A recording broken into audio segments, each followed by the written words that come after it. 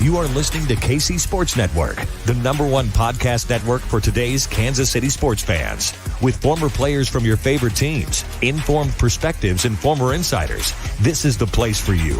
You can find us wherever you listen to podcasts or on our YouTube channel, all over social media, or our morning newsletter, KCSN Daily, dedicated to your Kansas City Chiefs. KC Sports Network is proudly presented by Emprise Bank, your partner in possible.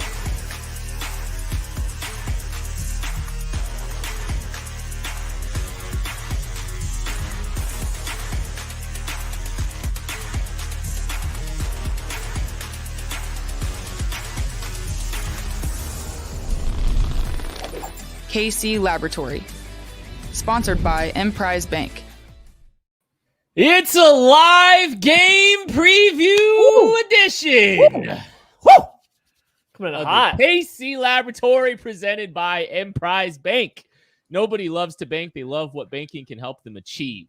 Emprise Bank is looking to say yes to those with a dream, whether it's saving for your first home, a new car, starting a family, starting a business. Emprise is your partner in possible.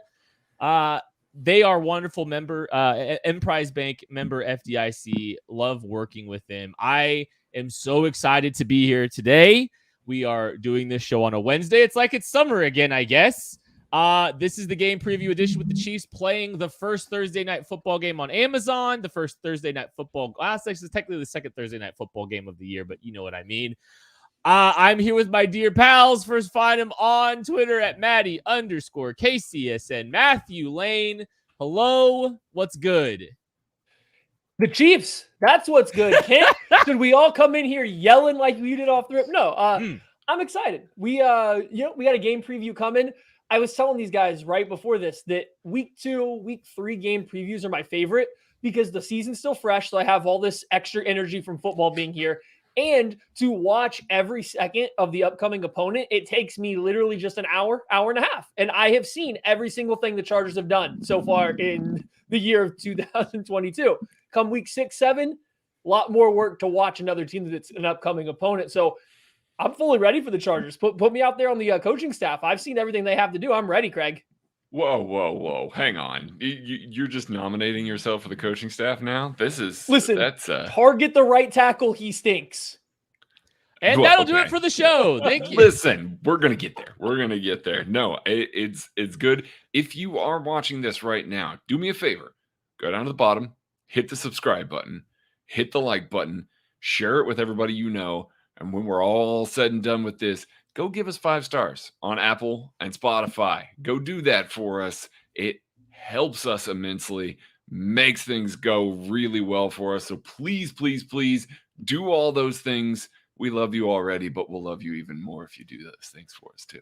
Aw, yeah, we really will. All right, so we this is the second episode of the game preview shows. If you're new to this channel, if you are new to what we do here, kind of 3 storylines, both sides of the football. We actually have a new segment to present later here.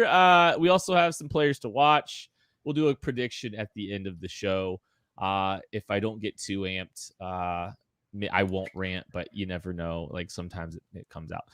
Let's start on the offensive side of the ball. And there was not to tease too much, but there's a certain running back that I feel has a chance to have a little bit of success this week because I think the Chargers are going to invite the run. They're going to present lighter boxes. They're willing to show some lighter boxes. That's a philosophy that Brandon Staley has employed previously.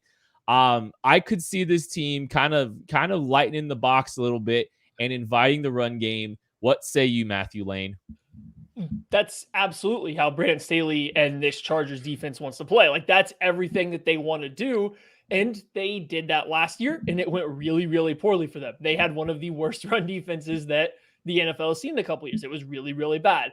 This year, they go out, they bring in a bunch of Staley's guys. The guys needed to get Jerry Tillery off the field so they maybe stand a chance to stop the run. Like they go out, they add Austin Johnson, they add Sebastian Joseph Day. Like they go and they add some beef. They bring in some other guys to come in and help the run. Early returns, not that great. The Las Vegas Raiders did not run for a ton of yardage against the Chargers, but they still ran relatively well, especially when they were running in the interior. On 10 runs in between the tackles, the Raiders picked up 59 yards. That's 5.9 yards per carry. Great at math right now, guys.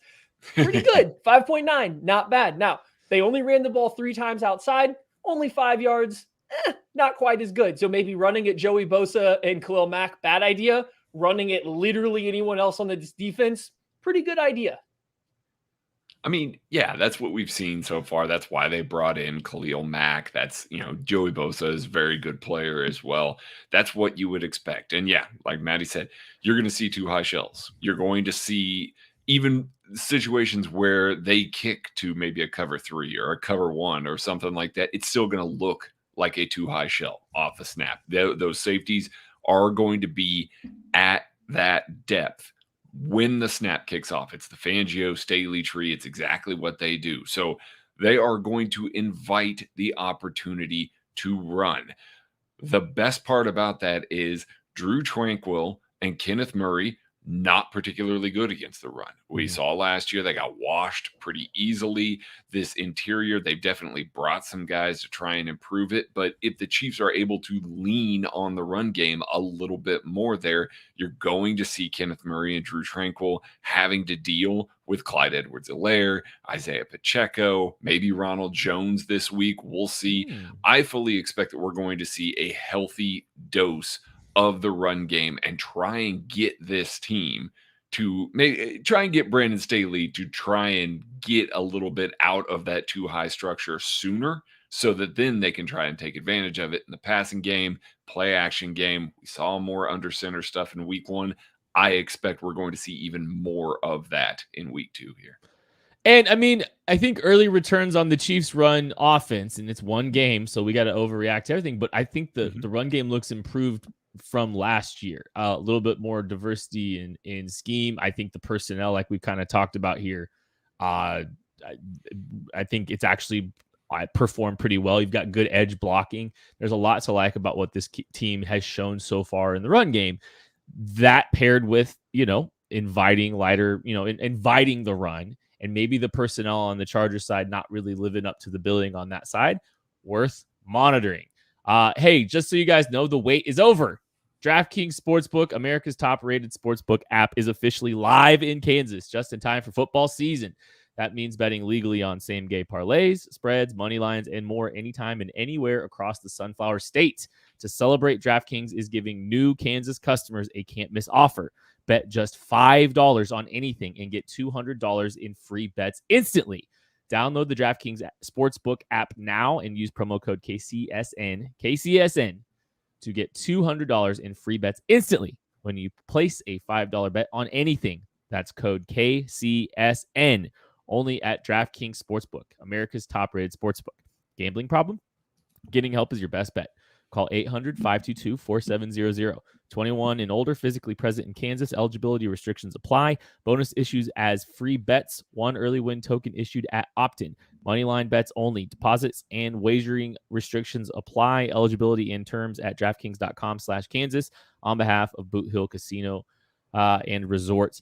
Also, hey, just so you guys know, we have a DraftKings Daily Fantasy League that we have started. The link to that is in the description. Come play with all of us. I believe it's $5 to go get in and play some daily fantasy with all kinds of other KCSN listeners, subscribers. It'll be a lot of fun. Go ahead and I think, like Tucker said, I think the link is in the description, so you can go check that out there. Middle of the field passing attack, something that you wanted to talk about, Matthew. Oh, no, we're walking it back. We're going back to the run game. I think Kid's trying to move off of the run game too quick here. I think this is important. This is important. Trey Smith right now, I believe he practiced today, but he's still technically listed as questionable. And against the Cardinals, he went out there to start the game with his ankle wrapped up pretty well, got hurt, ended up coming out of the game. The reason that this matters, and it's going to vary from team to team, but the Raiders had their most success running the ball behind their right guard. Trey Smith plays right guard. Sides are a little bit iffy when it comes to stuff like this, but I don't think it's a huge stretch to say that Trey Smith is the Chiefs' one of their better downhill blockers. Yes. So without Trey Smith and Nick Allegretti in there instead, how does that impact their ability to make some of these gap runs? They lose one of their best pullers, guys coming around, to run power, to run some of this counter stuff. if that's the way they go. So I do think their downhill run game takes a little bit of a hit if he's unable to go, or if his mobility is limited at all. So like I think that's one more thing to watch in the run. If the Chiefs are forced to run out wide, if they're forced to attack Mac and Bosa in the run game, then no. You can be invited all you want. Just say no. Just turn around and leave from the run game if the only option is to run outside. I will add to the run game looked okay without Trey Smith too. I'm not saying that that's as unbeatable. I'd rather have Trey Smith 10 out of 10 times. Okay. And one more thing on that.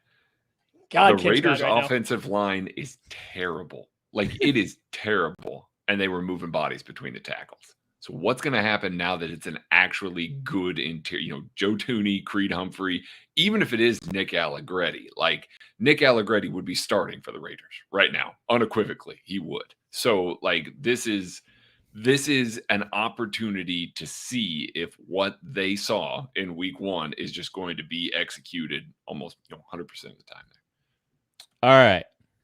Can I transition now? Yeah, no, it's okay. We can now go ahead and talk about your crush, Patrick Mahomes. Go ahead, set us up.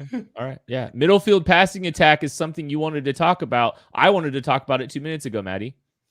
Yeah, so here's the thing. I was glad that Craig mentioned that Drew Tranquill and Kenneth Murray weren't good versus the run, because you know what else they're not that good at? Defending the pass.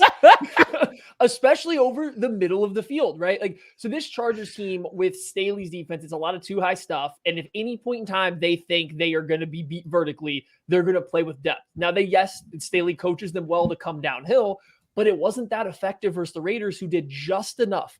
They were doing just enough to threaten them vertically. So that opened up, the short to intermediate area over the middle of the field, where Derek Carr went 11-22 for 145 yards. He did throw an interception when pushing the ball vertically down the middle of the field, but anything under 20 yards, he was 10 for 10. Patrick Mahomes in that same area of the field, 13 for 15 and 176 yards against the Arizona Cardinals. Pretty good. So if you're sitting here chalking up what the Chiefs did well and what the Chargers didn't do well in terms of the Chiefs passing offense, it looks like those two things are overlapping a lot. So that's just the area I'm looking at, is what do the Chargers do to stop the Chiefs from attacking somewhere they're clearly trying to go out of their way to attack, that 10 to 20 yard range over the middle of the field. These bigger bodied guys getting the ball in their hands, letting them run after the catch. This is an area the Chargers struggled with in week 1 against the Raiders, who were insistent on trying to get them vertical. I don't know why. They were just trying so hard to go vertical. I don't think the Chiefs will do that. They'll take that open space over the middle of the field. And outside Derwin James, who scares you on that defense there? I mean, yeah, that's the real big question there. We were fans of Nasir Adderley coming out. I like JT Woods a lot, but they're not putting fear into the hearts of, defensive or the offensive coordinators. Like Matt Nagy and Eric Bieniemy aren't losing sleep at night about those two guys. They're good players, but not like Derwin. Like, Derwin is the one guy, and I think we all expect Travis Kelce and him to basically be in a one-on-one matchup the entire game. It's been when the Chargers have had their most success against Travis Kelce, is having Derwin on him and blanket him. And that would just make sense, because we saw exactly what happened when Isaiah Simmons was up against Travis Kelce this past week. It went very, very poorly. So I would fully expect that they're going to do that. And that's going to leave some areas in the middle of the field for Juju, for MVS. I mean, we Justin Watson, Sky Moore, we saw them operate in the intermediate and in the middle of the field very, very well in week 1. Now, the Cards were insistent on blitzing, so there was a little more space there, but some of these play action concepts and things like that, Drew Tranquill and Kenneth Murray will get sucked up on those. So you're going to have that space over the top of the linebackers to have guys like Sky Moore kind of fit in there, Juju fit in there. I think that is the spot where we're going to see them attack. I don't think it's going to be, dinking and dunking to the outside into the flats. There will still be some of that, but I really do believe, I'm with Matty here, I think they're going to attack the middle of the field. I think they're going to find plenty of success with the guys that the Chiefs have on the roster. I'm glad you mentioned blitz, because that's kind of what I was going to talk about a little bit. Is like, that's my only pushback is if, I mean, a lot of what, blitz adjustments on passing concept is occupying the space that the blitzer just came from. So I am just that's a little bit of what I'm worried about with that. Just, if they're going to be leaving some of those gaps. Now, I don't know if like not every single one of Mahomes' hot throws was over the middle of the field. Like he was just getting the ball beating the blitz within the structure of plays. Mhm. So I don't think it's a like, I don't think it's an across the board thing like that. That's a, like a blanket statement, but that's the one thing I would be a little bit concerned about not taking away from the Chargers, because I don't think the Chargers are going to blitz at all. It might be 0. I think it could be 0. They might just try to get home with 4. I think it should be 0. I think I really do think, yeah. So then where, what do you got to do there? Maddie, I know you had something else to say. I read the comments in our private chat. Thank you very much. These guys did not believe in me. Man. And I'm glad I didn't put money on it. 50 to 1 odds that I wasn't going to read that. I mean, once out of every 50 you do read. So I felt like the odds were pretty good.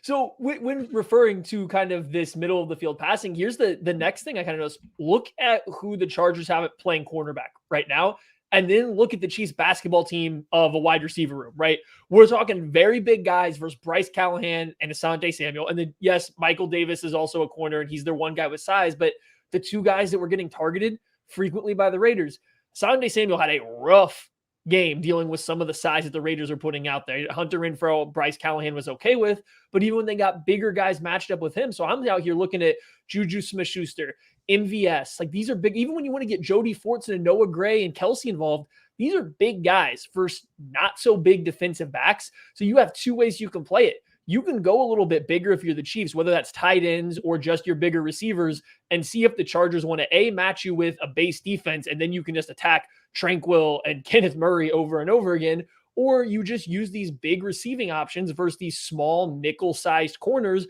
and then force these little guys to tackle them or to play at the catch point. Like matchup-wise, I actually think the Chiefs' offense, from what we saw against the Cardinals, matches up really well against the Chargers defense, which technically was built to stop the Chiefs. It's just not the same looking Chiefs, I don't think, anymore. Yeah, they pivoted. This is exactly what I mean. Like, listen, Andy Reid has been watching. They even said that they did some advanced work before the Week 1 game, which they looked that good against the Cardinals. My goodness, and that's with them like half looking ahead there. They knew that they needed to make a shift in order to beat too high more consistently. They went out and they got the personnel for it. They went out and they added some more minds to the room that were going to try and help with that. And now we actually get to see what it's going to be. And so, yeah, I am very, very excited to see how this is executed, because if they can come out and they can show the rest of the NFL, it's like, oh, hey, yeah, now you can't blitz us. We did that against the Cardinals and you knew that anyway. And now you can't sit back and too high and just try and force us to dink and dunk and not have it be successful. Like there's so many elements there. I'm excited. I'm excited about that. We talked a little bit earlier about, are they going to blitz? What's the blitz rate? It might be 0. And that's because the pass rush for the Chargers is very good. They possess 2 excellent edge players. And I think that's going to be one of the big storylines in this game. How do you handle the likes of Joey Bosa, Khalil Mack? Like, I don't know. Like, we talked a little bit about the little play action drop back game. You can't get to that play action drop back game if you can't protect the quarterback. Like, you can't expose the linebackers as easily if you're not able to protect the quarterback with some of that play action. I think some of the things that we've talked about to this point are probably a little bit of the solution for this, though, right? I mean, running the football a little bit better, running the football maybe even a little bit more could be beneficial in a game like this. But also, I think here's the thing. Like, we spend a lot of time talking about pass rushers, it feels like, and we're going to have a lot of situations this year where we're going to be talking about good pass rushing duos and stuff. But at the same time, you just got to trust your guy. You just got to trust Mahomes. And he's done such a good, we've had this conversation a lot. I think you just got to trust him to navigate it a little bit, be judicious about when he's, when you're willing to take some shots, and just trust the guy. Because 9 out of 10 times he's not getting. So with the pass rush, like when you're looking at a pass rush that's good, the first place you have to start is how fast is the quarterback getting the ball out, right? So against the Cardinals, Patrick Mahomes was at like 2.5 seconds roughly, which was top 6 for the NFL this weekend. Derek Carr wasn't actually too bad. It was coming in just at 2.76 seconds per snap. But when you go and watch that Raiders game, there was a lot of instant passes. We're talking like zero read, one step and throw the ball out to the flats, one step and hit a hitch. And then when he was actually dropping back into real concepts, it seemed like he was holding the ball a little bit. He was trying to slide up into a pocket of an offensive line that wasn't very good and then getting sacked. So a lot of these sacks, I think he was sacked 5 times. I think 4 of them came like after 3 seconds into, post snap. He was getting sacked later in downs because their offensive line just simply couldn't hold up. Like I said earlier, the Raiders were trying so hard to push the ball vertically against a team desperate to take away the vertical shot. It simply wasn't working. So I do think, yes, the Raiders, iffy offensive line played a role, but a lot of it was the game plan and Derek Carr's play of holding the ball. I don't think Mahomes and Andy Reid and this Chiefs team are going to do that. And if the Chargers start altering what they do to allow that pressure to get home sooner, maybe they start dropping guys down to cover some of these routes that are coming open, that's when you hit the shot over the top. So I feel not good because this is a good pass rush. Like Khalil Mack, Joey Bosa are very good. I don't feel necessarily good about facing them, but after rewatching the game, I don't think the Raiders' protection was as bad as the stats say.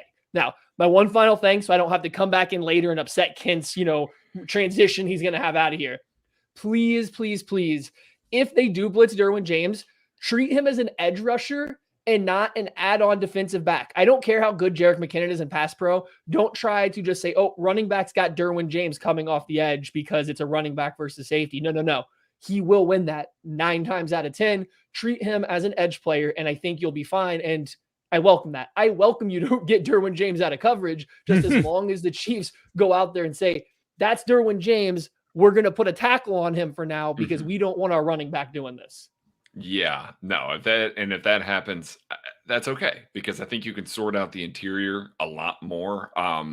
As it stands, that interior is not good pass rushers. They're just not. They went out and they got run stuffers, and that's fine. That was the goal there. When you have 2 elite guys on the edge, and yes, Khalil Mack still elite. He was very dominant in that week 1 performance. When you have 2 guys on the edge like that, you don't necessarily need the interior pass rush as much.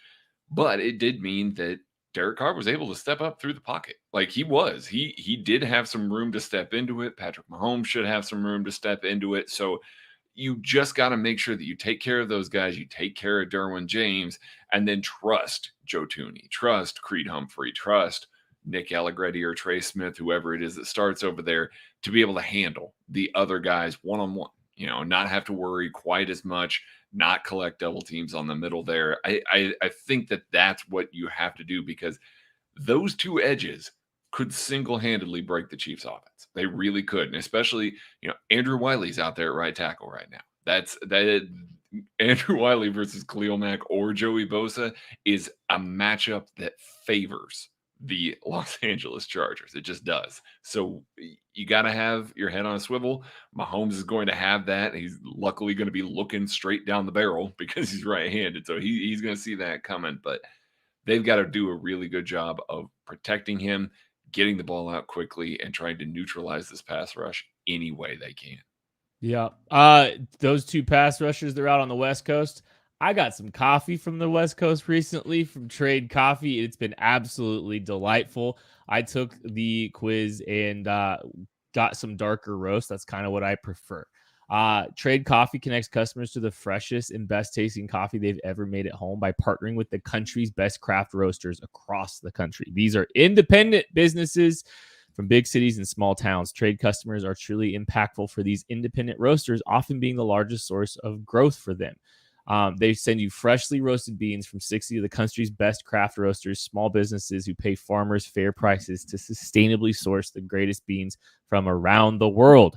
Right now, Trade is offering new subscribers a total of $30 off your first order plus free shipping when you go to drinktrade.com/KCSN. That's more than 40 cups of coffee for free. Get started by taking the quiz at drinktrade.com/KCSN and let Trade find you a coffee you'll love. That's drinktrade.com/KCSN for $30 off. Players to watch on the offensive side of the football. Craig, what do you got? I'm going with Clyde Edwards-Helaire. This was Clyde Edwards-Helaire started week one better than I think any of us expected him to. Absolutely. Best game that he's had since probably that Bills game a couple of years back. Like I think that you feel really good about what you saw out of all of the backs, but especially Clyde. I want to see that continue because, like we covered earlier in the show, they're going to invite the run. There's going to be opportunities for Clyde to have holes, light boxes, and if they're going to continue to use him as a receiver, they're going to continue to leak him out, run him on angle routes, things like that. The way that they used him is perfect. Do that again because they're not going to be able to rotate the safety fast enough downhill to try and take away some of the stuff that he can do. He's also very good in space. So have Nasir Adderley trying to come downhill and fill the alley against him so that Clyde can get out of the way and pick up some chunk yardage. I think that this is a big Clyde game, both on the ground and in the air. And I think that he will help neutralize that edge rush by being such an effective runner and so effective in the passing game. I was going to think about getting kind of cute with this game and picking one of the other tight ends that weren't Travis Kelce, just because I think the Chiefs could go heavy, try to pull some heavier personnel out of the Chargers out and have success there. Because I think Fortson and Gray both look good. However, it's a big game. It's in prime time. It's versus your highest level divisional rival. I don't think it's the time to get cute. Go with the bread and butter. That's Juju Smith-Schuster. I think we saw it in the first half of that Cardinals game. The Chiefs have a very specific plan on how they want to use him, how it's going to work. And like we were talking about with the middle of the field being open for this Chargers coverage team, he's the guy that can eat over there. You want to get him matched up with Bryce Callahan or Asante Samuel.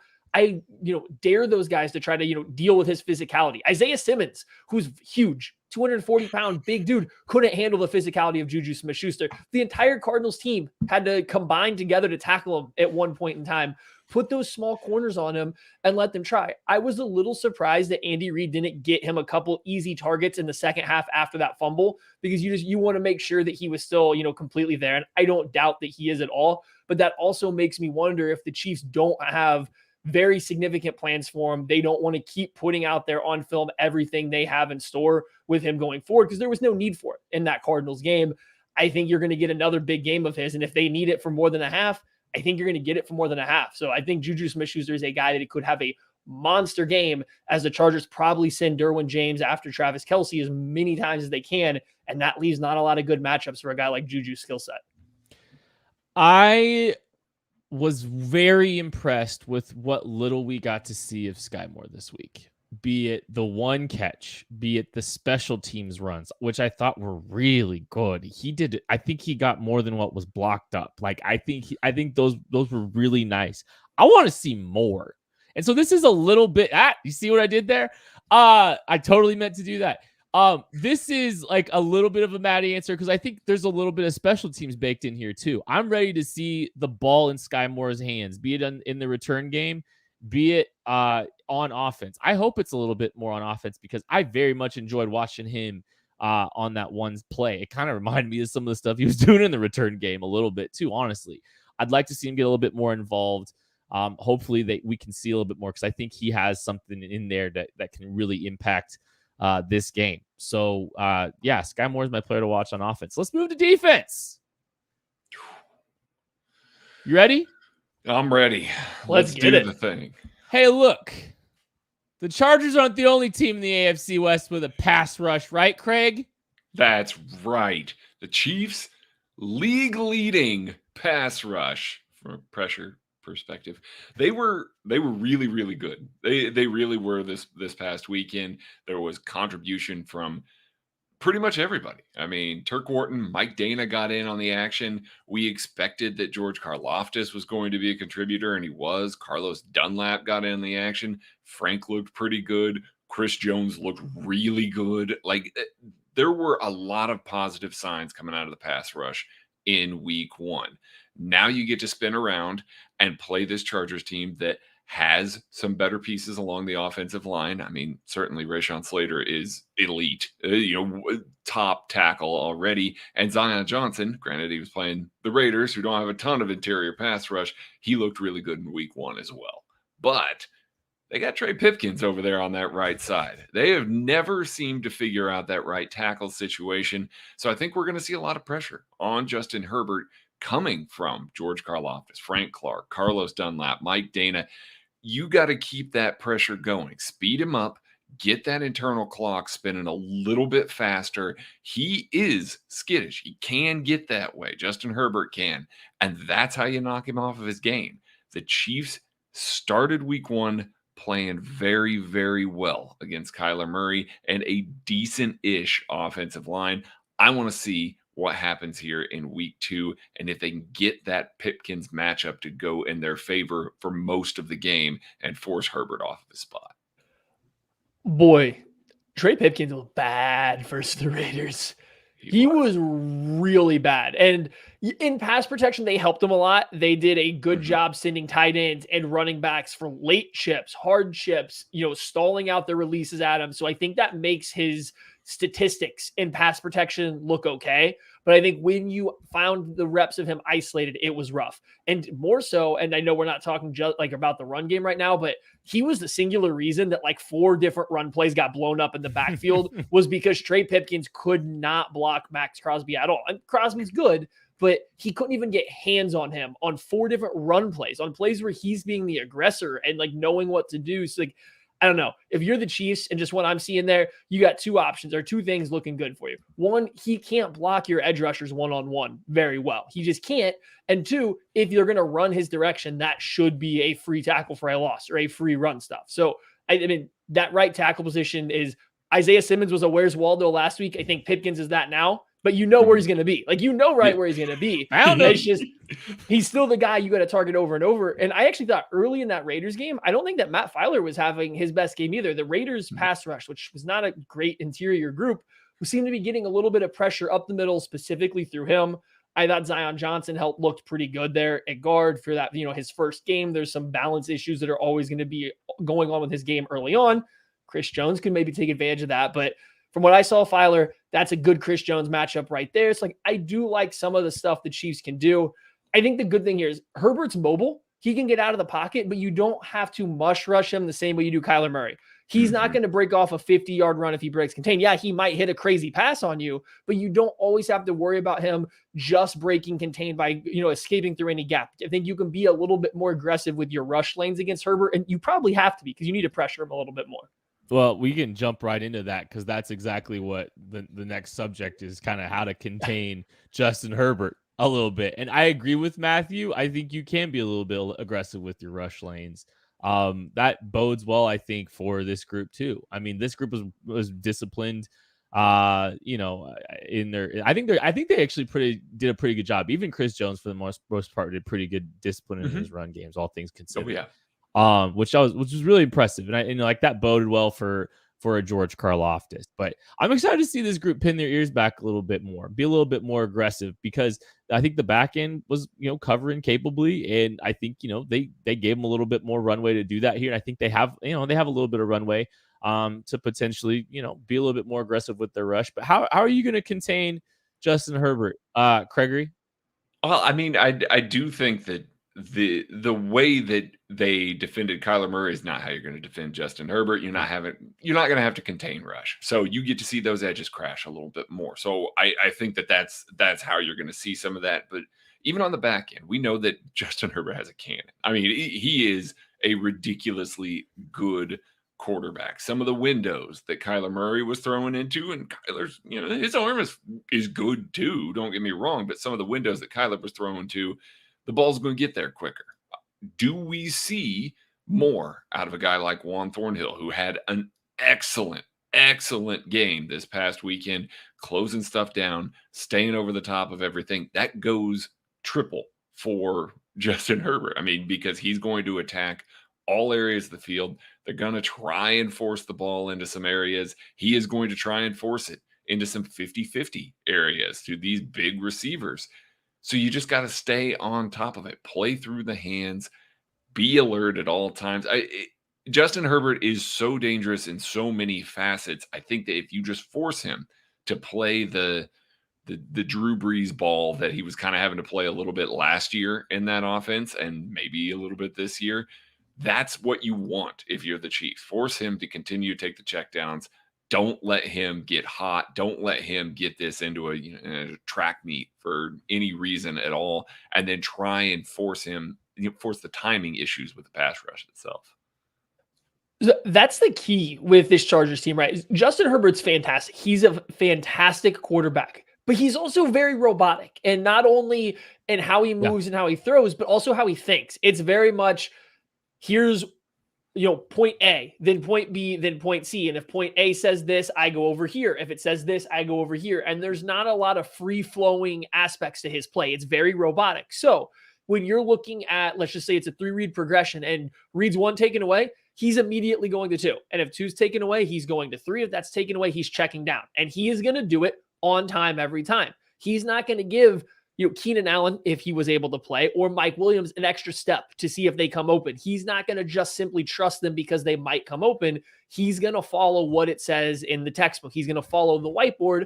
And that's part of what makes him really good. He's very smart, but it also comes down to the fact that they sometimes play dink and dunk when they don't have to. Justin Herbert against the Raiders, his time to throw was 3rd highest of the week, over 3 seconds, but his average intended air yards, only 7 yards. That's a lot of checkdowns for a guy holding the ball, and that's because he's sitting there going from progression to progression to progression in order based on what he's seeing, and at the end of it, it's, okay, got to hit my checkdown.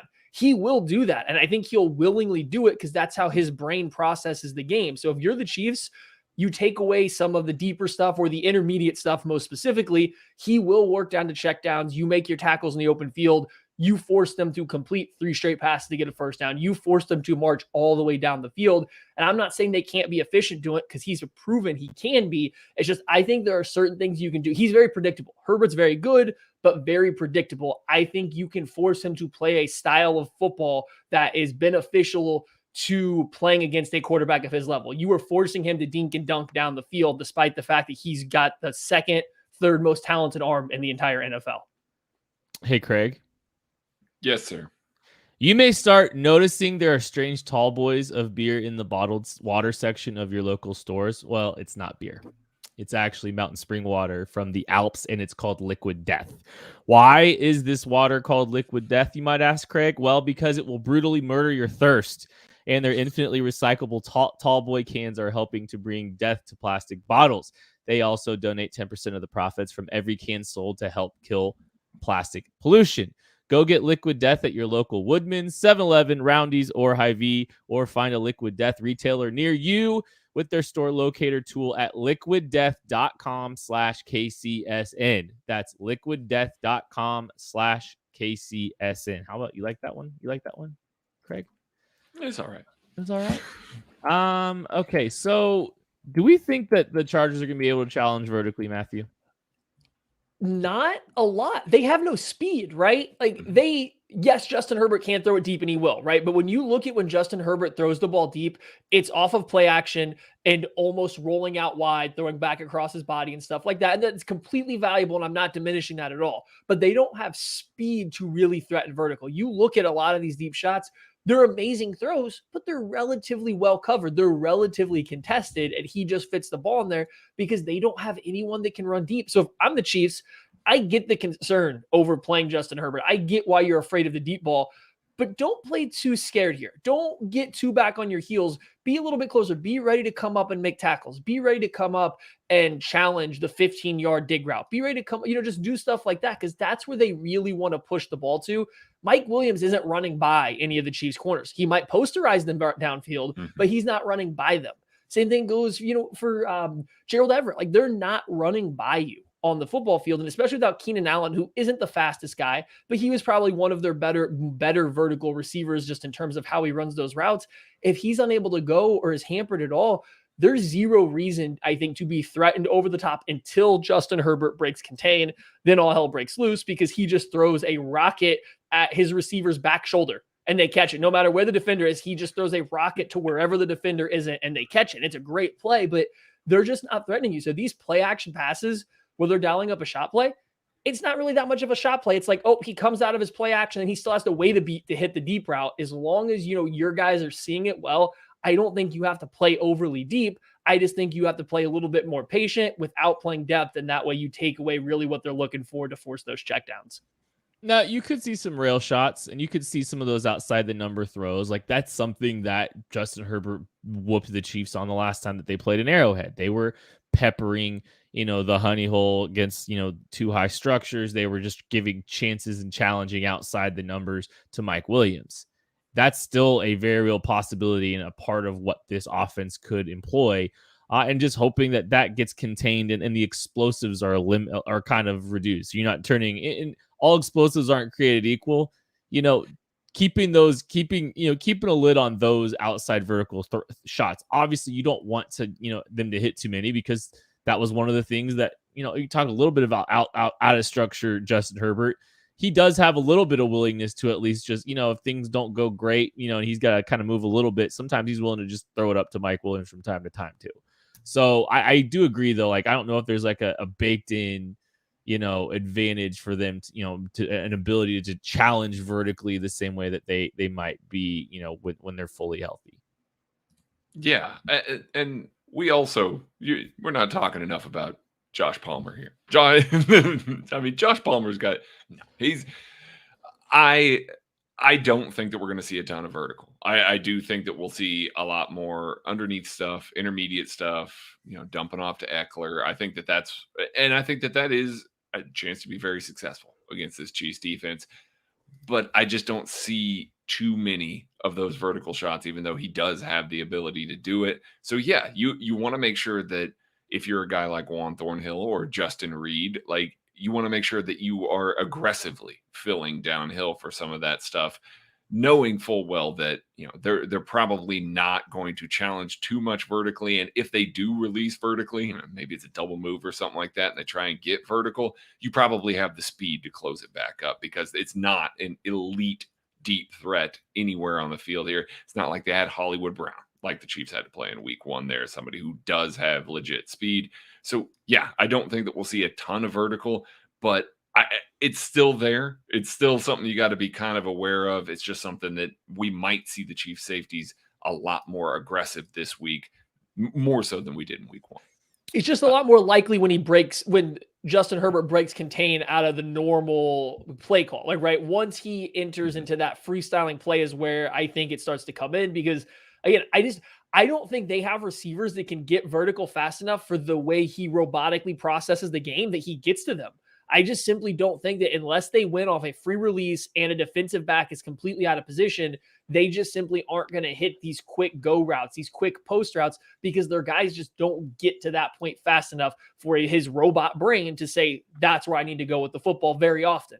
Right. So it's when he breaks contain, rolls to his right, and throws the ball 60 yards to his left, like on the left side, the left hash mark. That's where you get into trouble with him throwing vertical. But just in terms of like within the direct structure of the play, a little bit of a shrug. Thanks everybody for watching. Please hit the like and subscribe button if you are. Leave a comment. We'd really appreciate it. Let's talk about players to watch on the defensive side of the football, Craig. Yep, I'm going with Willie Gay Jr. The linebackers are going to be very important. We saw Willie almost jumped in front of a pass and picked it off this past week. He's got to fill those lanes quickly because, like Maddie was saying earlier, Justin Herbert is going to go through his progressions. If he sees that open, he's going to take it immediately. Willie can interrupt that. Willie can make him have to keep something in his peripheral by filling lanes quickly. And Willie's the guy that we probably want kicking out against Eckler into the flat, trying to make plays out there. He's got to run through his pads, make sure he wraps up. We saw a couple of missed tackles that could have gone for losses in week 1 out of Willie. I want to see a good performance out of him this week. I think he's got the chance to involve himself both in the run and the pass game. I think he's going to be a very important piece of the defense this week, because if they do play a little more shallow to intermediate, Willie's going to be the guy that's going to need to fly to everything. And he certainly has the energy to do it. We just want to see it a little bit more than we saw in week 1. I'll go with the pass rush here. I know where Kent's going, so we'll get somebody in all 3 levels here. So we're going to go with the pass rush, right? And Chris Jones played great against the Cardinals, and I think he could very much keep that up against the Chargers here. But Corey Linsley's arguably their second best offensive lineman. He's pretty good. He can offer a lot of help on Chris Jones. So maybe some of that's mitigated. I think George Karlaftis is where I'm going to go with my eyes here. And it's really whoever's lined up over Trey Pipkins. Like I told you, it's Where's Waldo situation again. It's whoever's lined up over there. I think Karlaftis would be a good one to put over there, though, because of his energy, because he's relentless, because he just physically overwhelms people. And it's not that Carlos Dunlap, it's not that Frank Clark can't do those same things. Just let the young guy just go out there and rip into a guy who is not playing his best football right now and see if come third quarter, fourth quarter, that doesn't really start to weigh on him. Going from Max Crosby, who plays just like that, to George Karlaftis, that's a heck of a 1-2 on a short turnaround just in terms of motor and how much effort they're giving you play in and play out. So Karlaftis had 6 pressures last week. I don't know if he'll get to 6 again this week, but maybe he gets to finish one of those and capitalize on his first NFL sack because he can catch Herbert a little bit better than he can catch Kyler Murray in the open field. I like it. I like it a lot, Matty. Shout out Trent McDuffie for how well he was playing in week 1. Yeah. Gosh, it was impressive.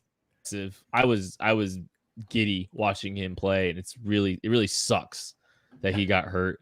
My player to watch is his likely replacement, the guy who replaced him. And you might have thought it was 4th round pick, Joshua Williams. No, it was Jalen Watson, the 7th round pick for the Chiefs. One of 2 7th round picks that's playing pretty well for this football team so far. I'm going to keep an eye on him. When I say this, please know I am not advocating for this team to walk into Arrowhead on Thursday without Trent McDuffie.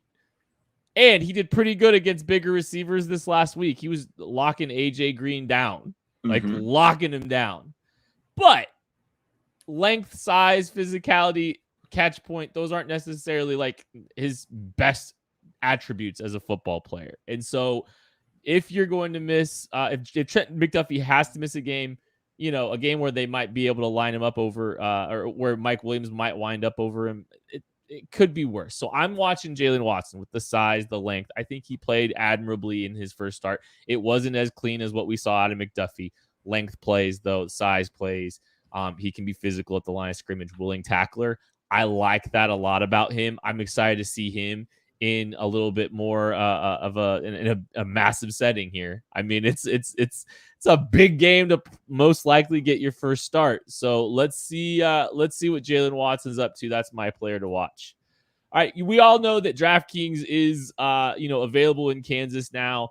We're looking at some lines, some over and unders from DraftKings for this game because this is such a big game. We of course have to kind of look at some of the lines or some of the over unders here that have been set. And the first one, Matthew, I want to ask you, Patrick LaVon Mahomes over under 297.5 passing yards. You taking the over or you taking the under on that?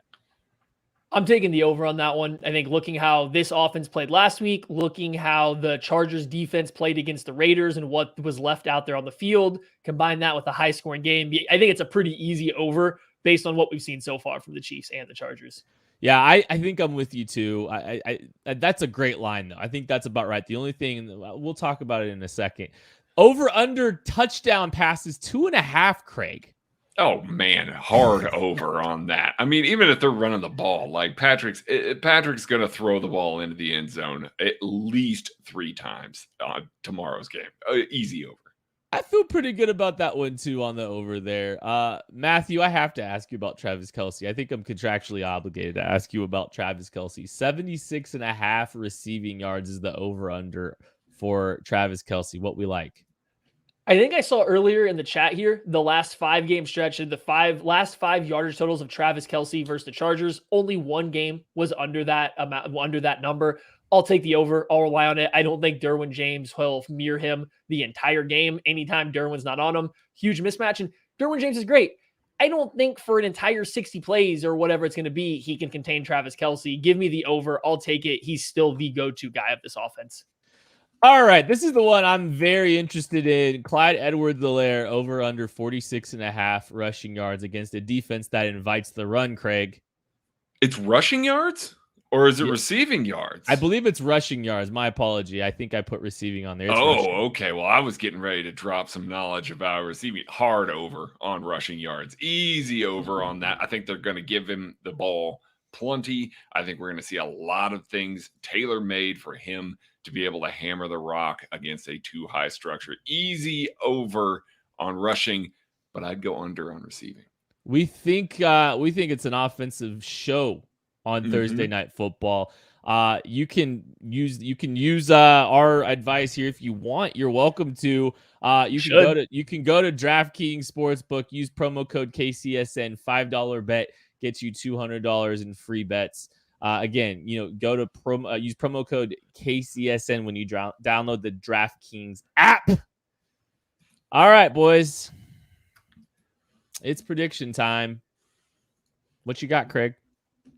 I've got the Chiefs winning this one. I mean, obviously, by all the overs that we had there, I do think that this is a much closer game. I do feel like this is going to be a little bit of a back and forth affair. Justin Herbert's going to get his. I think that defense is going to do enough. The Chiefs aren't going to move the ball as readily as they were able to against the Cardinals.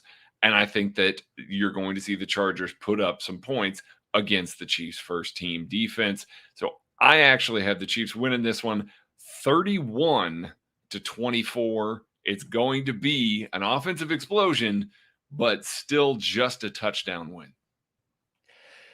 Second week in a row, Craig's almost hit my exact prediction on the dot.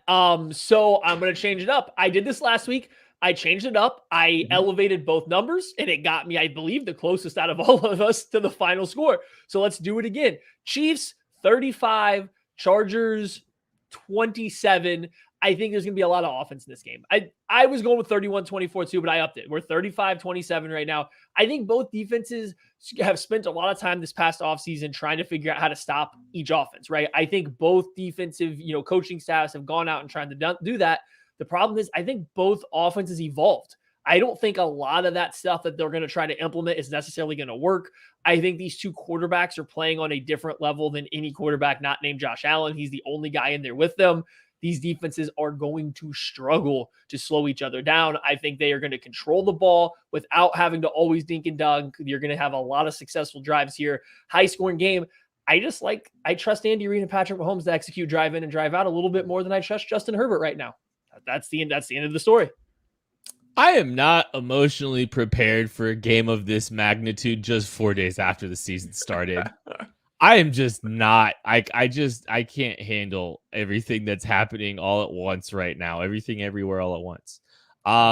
It's been a whirlwind the last few days. I can't believe the Chiefs are playing tomorrow.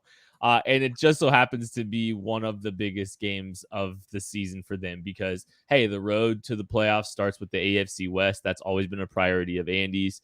Andy Reid's been extremely good against the AFC West in his time here in Kansas City.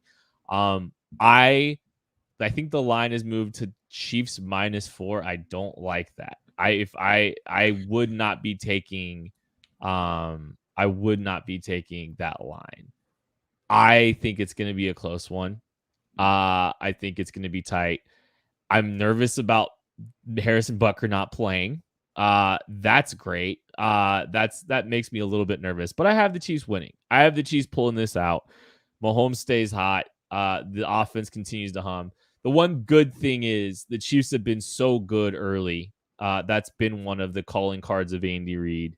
I have the Chiefs winning 31-28. And celebrating on the live KCSN post-game show that you can watch live from Kingdom Bar right after this game's over. KCSN Update will be premiering at 9:30 Arrowhead time tonight. So here in about half an hour, you're going to have more sweet, sweet content here at KC Sports Network. Make sure you're hitting the like button. Make sure you're hitting the subscribe button. We will talk to you after a Kansas City Chiefs victory. We'll catch you later.